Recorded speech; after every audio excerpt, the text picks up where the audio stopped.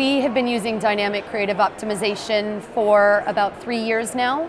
Definitely we're on the earlier side of adoption where that was concerned. The strategy that we employ for DCO is very different on the consumer side of business than it is on our commercial side of the business.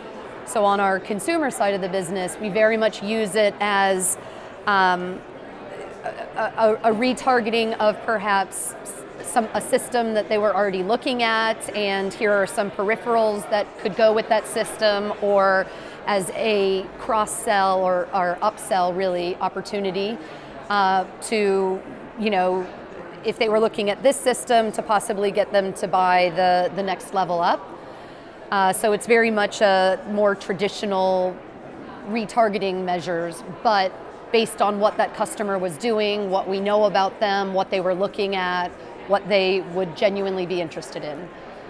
Versus on the commercial side of the business, which is much more about relationship building for us, building trust, building loyalty. We often use it as a conduit for sharing thought leadership pieces.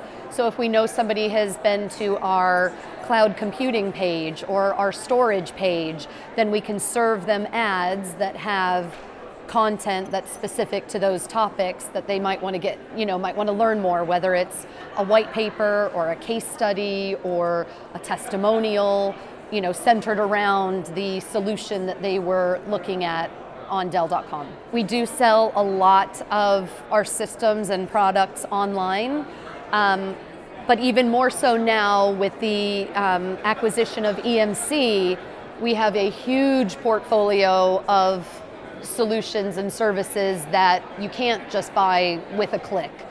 And it's a much longer process, 9 months from when somebody might start looking at something to when they ultimately buy that solution, that marketing and sales have to work really closely in that time to make sure that if we're going to be putting a storage solution in front of somebody, to have a close relationship with sales, to know if suddenly now that customer is interested in something else and we're delivering them the wrong type of targeted message. So I would say more so in our business than somewhere where you can just buy everything online. There needs to be a really close connection between marketing and sales. What I've really liked, especially about this conference and the people that have spoken, it's been much more about, let's try and use advertising as a feel-good factor.